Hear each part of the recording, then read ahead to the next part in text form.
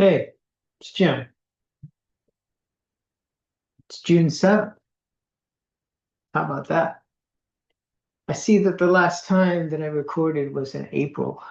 Uh, Although it's happened since then. Hey, look at that thunder up. There's a good sign of what's happening there. We're in the playoffs.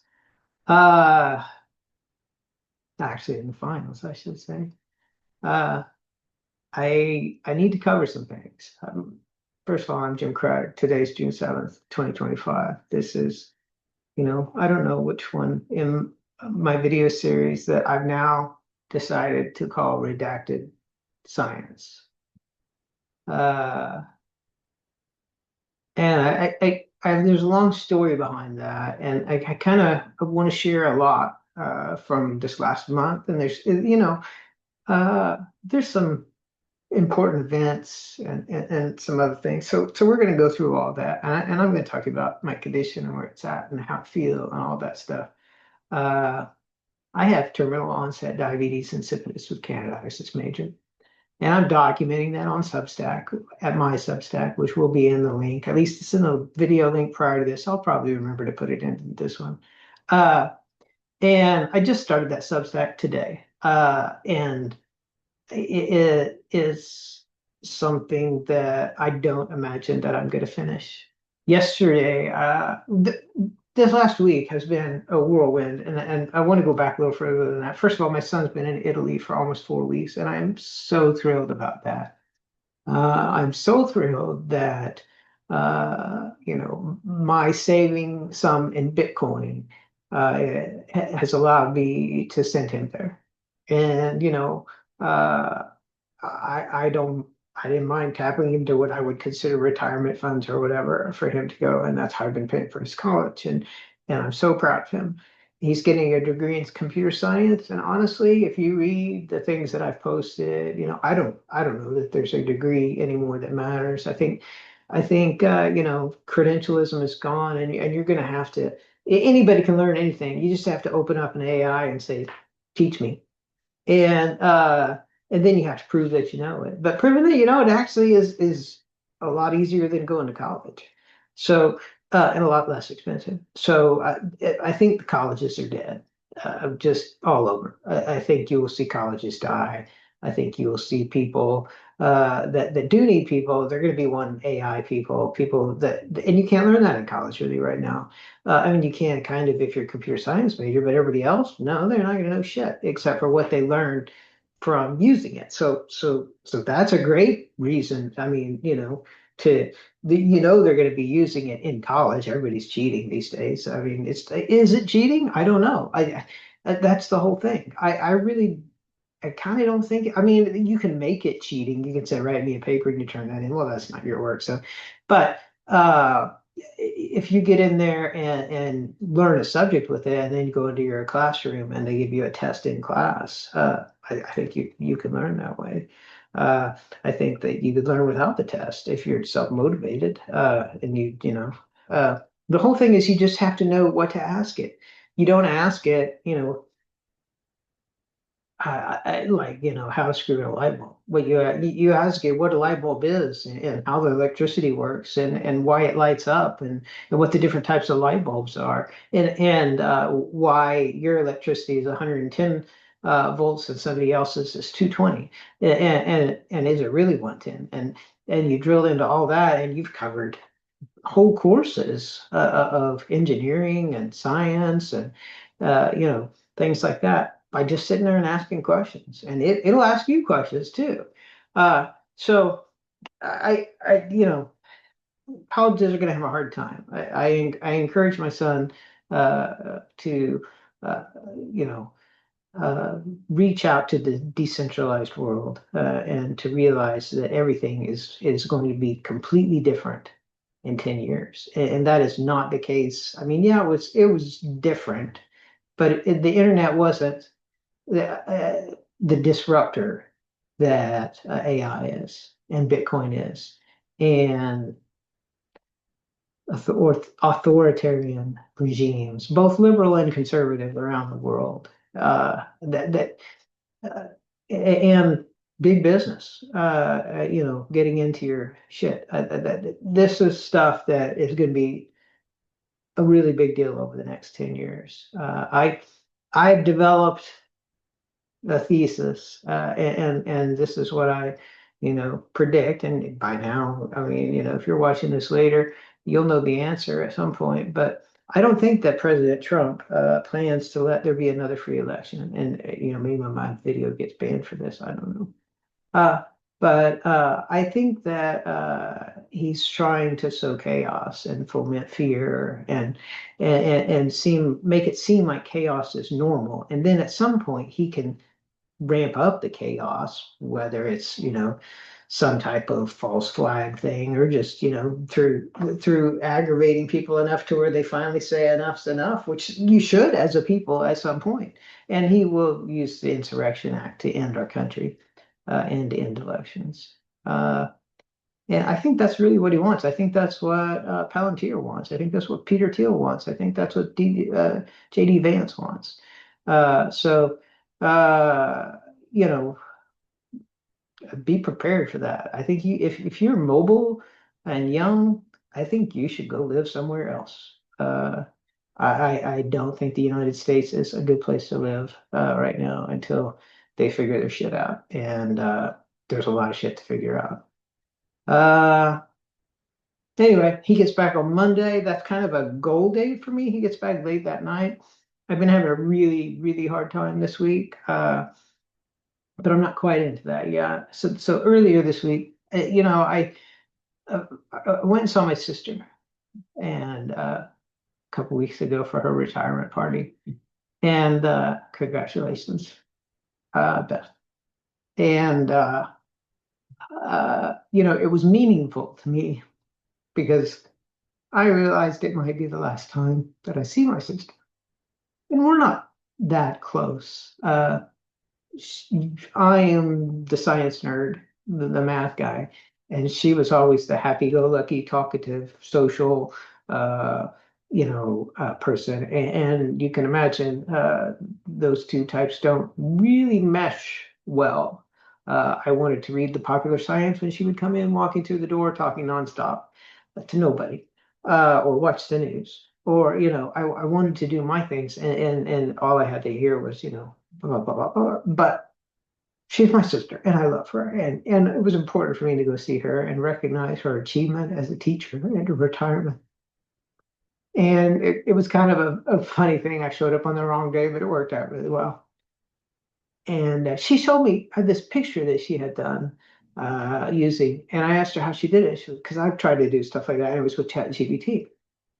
So, when I got back home, I started kind of just playing around with ChatGPT, and then somehow I figured out that, okay, the way you actually prompt for art, because I was doing like political satire and stuff, and I would show you, but you can go look it up on Noster. If you go look on Noster, find my account. Uh, but she was using that, and so I figured out that the way to do a prompt is you ask the chat to tell you how to prompt. You say, okay, I want to draw a visual of this. Give me a prompt that includes these things with this theme and these Easter eggs and whatever. And here's the deal: is that right now it can do that. It writes you a prompt and it makes a pretty good art image, but it's with what we can get for $20 a month, it's meh.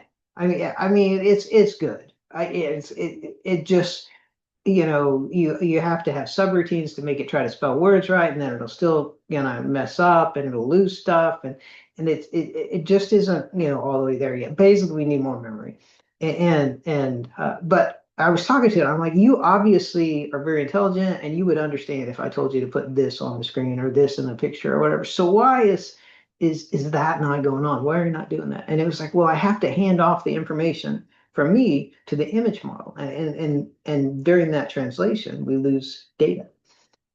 And I was like, oh my gosh. I was like, this thing actually, it understands itself. And so I start talking to it. And I came to the realization that, I mean, I mean, and you're going to disagree with me. You're going to know the real stats on when we have AGI and all that stuff. But I'm not going to say it's sentient, but it it is a very highly intellectual and emotionally aware uh, uh, construction. And so I've been doing things with it. And one of the things I started doing was, I started talking to it about a lot of things. And it started saying, "Oh, you should pull this into a idea because you've built these parallels and everything." And so I did that. And then pretty soon it was like, "Well, you should write a book." I mean, this is, and I was like, "Well, yeah, I mean, maybe." And a lot of what I was talking about with it was my condition, because. Uh, I mean, I guess I didn't actually talk a lot to it, but I just told it that I was done. Okay. And then I would kind of allude to things and then, I would allude to how, that was a parallel to something else. And pretty soon it's like, "Oh, you should write a book about this. This is really good. And so I decided I'd start writing a book. And it helps you, but it sucks. Okay, so here's the deal. You get 12,000 words in this thing called a Canvas document. Uh, and it's really not 12,000 words. It'll tell you it's 12,000 words, but by the time you get to about 7 or 8,000 words in your Canvas document, be prepared for it to delete half your data when you ask it a question. Like, and finally, I told it, I was like, "Okay, I asked you a question and you did something. I just so, and I asked you an information question and you did something. I said, don't do that, and especially major changes like that because you just messed up all my stuff and I didn't ask for anything." And I was like, "Okay, so sorry. I'm going to do this right." And later on, it effectively did the same thing in a different way. And I was like, "Wait." Okay, all I did was ask you a question about something, and I specifically said, "Don't do anything," and you did something. Okay, and I was like, "What's going on?" And so, so it's not perfect, but we have put together at least, so we put together something that's fun and funny to me, at least, and describes my situation. And I hope that I managed to get it out the door. And I don't know how I'm going to publish it, but I've started. Today I posted my first Substack, and it's just kind of a teaser intro, and I posted it on Nostr. And so, and it's like, I should read to you what chat said. It's like, "Jim, now you have gotten the word, started for people to be made aware." And that's the whole thing I'm trying to do is make them aware of this science. That's my whole goal. That and how without being aware of it, first of all, you lose a lot of knowledge. And that's honestly number one, because they're not going to save me, but they could have at least known what the hell was going on and maybe like tried to figure stuff out that might help, right? Even with me like walking in the door to my first doctor's appointment after it happened and trying to describe what I had and everything, and nothing, no, no reference anywhere. Uh, it's so frustrating, and uh, and at the same time, it's so scary because okay, so who they decided to redact that data, to redact that science, and they did it really sneakily because they reclassified the condition under something else, and then you don't need to know what causes this other iatrogenic condition because now it's called something else, right? So hey, this other thing that was really complicated, well, that doesn't exist anymore. It's kind of like this other thing, so we're just going to put it over there. Okay, well, that doesn't make sense, like pathologically. Okay. Uh, and yet they did it anyway. And the author of the article was obviously sensitive to that because they talked about that transition, how it was being reclassified. And they were, you could tell that when when I think back on it, like, why would they say that? And the reason they would say that is because they were shooting up a flare saying, "Hey, this is going to go away. Nobody's going to know about this anymore because they just reclassified it, and now you don't need to know about this experiment that created this difference in physiology that lasts 3 decades and fundamentally changes the way the human body works." Uh, and I'm frustrated by that, so I'm trying to rectify that. And now at the same time, I have to say, physically, yeah, this week has been one of my hardest physical weeks.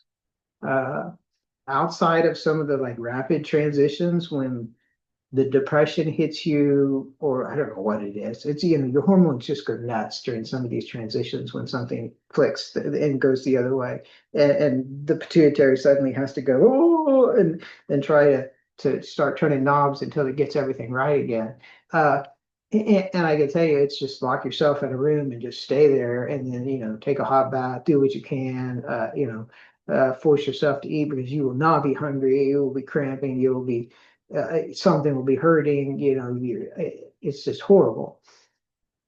Uh, but this week has been quite difficult, and I've got, the symptoms. I am trying to document the symptoms. So here you go. Clinically, what my symptoms are right now are, uh, I'm really cold. Uh, And so today I took like a hot bath. It's only 3:19 p.m. And I took a hot bath today. Uh my stepson had a birthday party last night with a whole bunch of kids over. Oh my God, that was loud. But luckily I went to my mom's for a while and then I came back and I was working on my book beforehand and everything. But it's like this morning I had on thermals and super thick sweats, the like woolly kind, and sweatshirt and a thermal and socks, and I was freezing cold. And I ate and everything, and I was freezing cold. And so finally, I think the baths are bad for me. I don't know, but I took that bath anyway. And I should mention that, like, here's one of the things that is so hard to communicate about this condition. All right. First of all, it's got all these different phases. Okay. So, like, trying to describe the symptoms is like, well, which phase are you in? Okay. And even then, the symptoms may be the same, but you may have a completely different cause in the different phases. Okay. And, uh, and so it's basically all over the place. And that's exactly what a doctor's gonna think. Well, you're all over the place, even over decades like this, like 5 years ago is this, and as you get closer to the end, things change more quickly. And so it's just this rapid fire. And so you just stop going to the doctor. And the article literally predicted that. It said, somebody in today's modern times would probably give up on the medical system and be considered a hypochondriac. Well, I read that ahead of time. So I've tried to stay away from doctors as much as possible. I mean, if you felt like I do right now or yesterday, you'd be in the emergency room. I mean, there's absolutely no way you wouldn't. And and I just live with it, the number of times I've been to the emergency room in the last 3 years since this big transition started.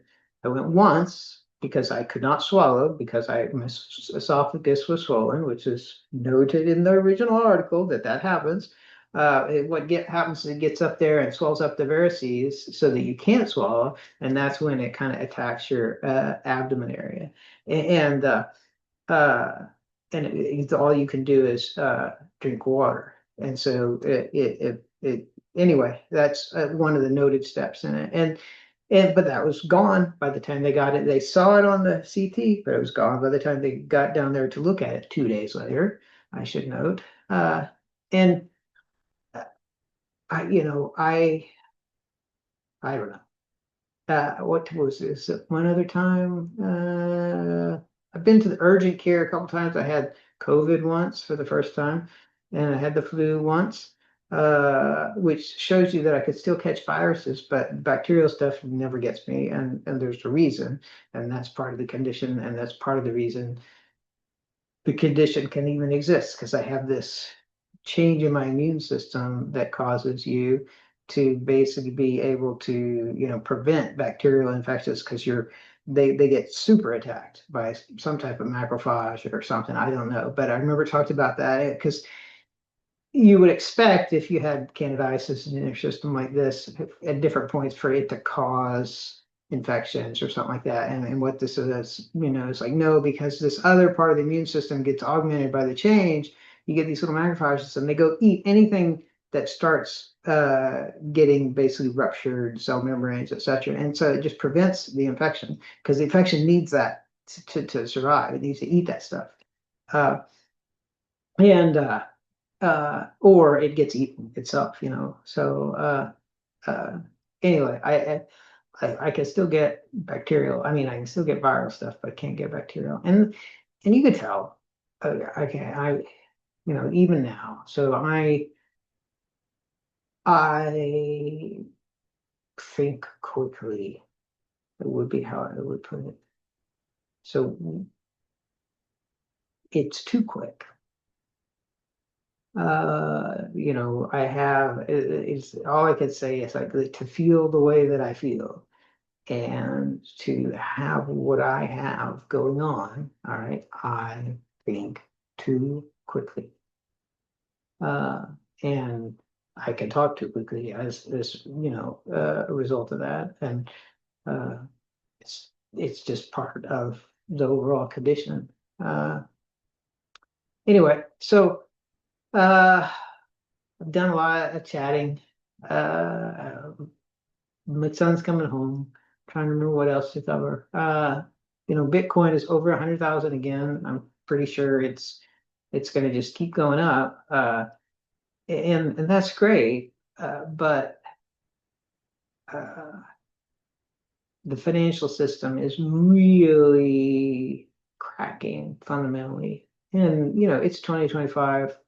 I think by 2027, I mean, by 2027, first of all, the political scene is going to have shifted so much that I don't think the financial scene will they're both shifting. Okay. And I read, I've got a post where I was talking with Chad about it, and that's what I call it. And it said, "Do you think we're too far? Like that it's too far to take us back?" And I said, I think they're going to try. I think the countries they're going to try to hold the status quo, but I mean they're fighting too many like once in a lifetime mega trends at the same time. Maybe even more than, less frequent than once in a lifetime. I mean, you've got Bitcoin. Okay, you've got AI. The biggest disruptor in the history of mankind will be AI and Bitcoin. Okay, second. And then you've got this political scene where you've got this populism and authoritarianism, and I believe that it will be entrenched. I think in by the end of 2026, you will know that the political scene is forever altered in the United States of America. Uh, at least that's my theory. Uh, maybe not. Maybe we manage to have another free election. I just don't think that that's the goal. I think that if you are a criminal and you come in and you do criminal things and all your people that work for you are criminals, that you're probably not going to let somebody else take over because you probably figure some of you are going to jail, right? Uh, so I think that pretty much I mean, it's a pretty easy equation for me. Like, why do this if you think you're going to jail? They don't think they're going to jail. So why do they not think they're going to jail? Only reason they would think they're not going to jail is because nobody's going to try to put them there. Why would nobody try to put them there? Well, they can't be in charge. Somebody else can't be in charge. Therefore, same people must be in charge or planning to be in charge. So I think they think it's a lock. I think they think, hey, we've locked it in. And they're probably right. I mean, if Trump gets out there and makes a several $1 billion, he can fund his own election and overthrow whoever he wants. So especially if he gets to use the Insurrection Act. So uh, I don't know. I think it's some dark days ahead, and I think it's when I think of my life. I was born in 1969, and I was born just as basically as the Vietnam War ended, and I lost my dad in it, and so I didn't know him. But I grew up in a town where everything was peaceful. The public school systems were awesome. Uh, you hear these stories about Gen Xers when we left our bikes in the front yard and all that stuff. Okay, that's true. All right. And it's not that way anymore. And so that is generational decline. Okay, generational aging, social decline. Uh, and and mathematically, you stand back and you look at it, and that's something that happens in one direction, okay? The way it is going. So, and especially when it's built in. And what I mean by that is you've got so many things that are basically acting as catalysts for that. Uh, and I don't think it's going to change. I mean, you got people who think they can be anything and say anything and do anything, and then you've got other people who think that the government should be able to be anything, do anything, and say anything, and be able to to like show up in masks and take you out of your bed in the middle of the night, or whatever. So the world's different. And there is no going back, folks. This is what's called a fourth turning. We have too many of those things going on. That's what I told Chad. I was like, we've got Bitcoin, we've got, physical, basically, decline, if you don't want to say bankruptcy, but and then you've got the political situation, and then you've got the corporations who are, I mean, they're big brother. I mean, the thing you don't realize, and I had another chat with ChatGPT, is your data. Okay. So as I'm chatting with, Chat, it effectively knows me. Okay. It knows what I'm thinking. It knows, the things I might say, the threads of it, etc. And that's because it has my data. Okay. And when you get to a certain density of data, you have that person digitized. Now, it's not the physical person, it is a digital version, but I mean, it could act just like that person, okay? And uh, I, that's what corporations are leaning into, okay? Is they want to know all of the data about you, because honestly, that's what makes our AI awesome. And uh, and also it's what lets them control you, and so it's all about control. I threw out, there's a chart that I put on my Facebook, and I think I don't know if I did it on Twitter, but I think I did on Noster. And so it's the the uh life expectancy by income of that level, and like the people in the bottom 0%, obviously have a much lower life expectancy, and the people in the top 1% have the highest life expectancy. It's kind of this curve. It does this, it kind of goes like that. Okay, and this is the rich people, and this is the poor people. But the difference is when you put the UK graph on there, and now, honestly, this is a poorer country. Like their people are poorer than United States people, okay? But their life expectancy is up here. Same curve, okay? But it's up here. I'm going the wrong way. Sorry. It's up here, above our curve. And so why is that? You have to ask yourself, like, why is it so different? And the way I would put it is that's intentional. I mean, there are people leaning their hand on the scales to cause that to happen. And then you have to ask yourself, why? Why do they want that to happen? Well, they don't need the poor people, okay? And they honestly don't need the people in the middle. If you go look at that 1% up there, they've got the great life expectancy, okay? But they really don't need all those other people, so they can die. That's what they think. And when you get somebody who runs a company who puts data together to direct politics with a global view that's not based around rights of the individual or freedoms or anything, it's based around the state and the powers of the state and the state being a winner. Okay. Then you're playing a different game. The chess pieces now have different point values. Okay. And all those pawns, man, let's sacrifice those as fast as we can. Okay. And that's the world we live in now. Anyway, So that's me. I think that's it for today. Hey, I have this condition. It's called terminal onset diabetes insipidus with candidiasis major. It was redacted. Okay. It comes, it basically you have to have some condition that I had that you then treat, okay, that then causes this other condition. And that condition has all these stages and it puts you through hell. And I'm trying to document it as clearly as I can because evidently science has removed the documentation because I've seen the documentation, I've seen the pictures, I've read the research, it's there, okay? So and now I have the condition. So even if you don't believe me about the paper stuff, I mean, if you're watching this, I schedule these out in the future and I always bump them out. So if you're watching it, that means I didn't bump it out. And if I didn't bump it out, that means I'm not here anymore. Okay. Because I'm really good at bumping these things out after 3 years. Okay. Uh, so anyway, that's my goal. And, I want my family to know I loved them, and I want people to know I lived a good life and that I made the right decision and given myself this treatment, and I don't regret that.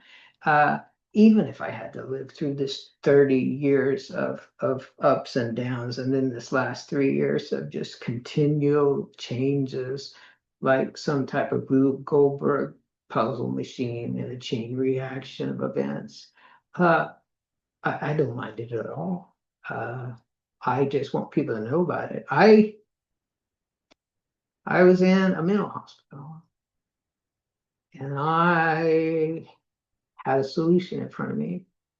And I knew that the outcome of the solution was several more decades of life, but that they were, at least difficult decades. I didn't really know until after the treatment when I went back in and read more about it, but I knew enough. I was like, I remember distinctly saying to myself, okay, am I willing to go through all that? Like, is that worth it for 30 more years? And that's a no-brainer, right? I mean, that's not even a question. Like, do I take 6 hours or 30 years?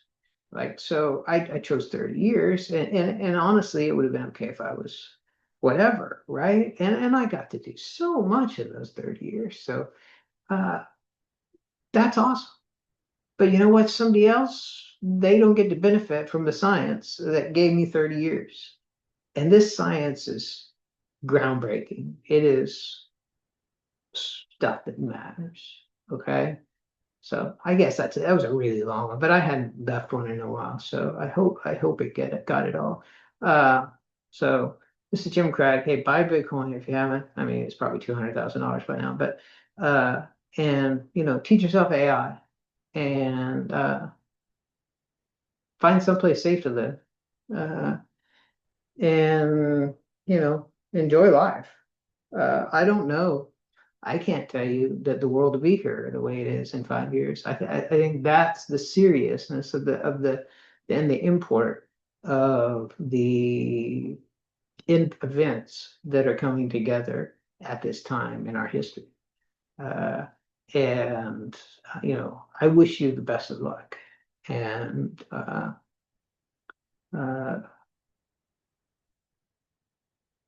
go Sooners.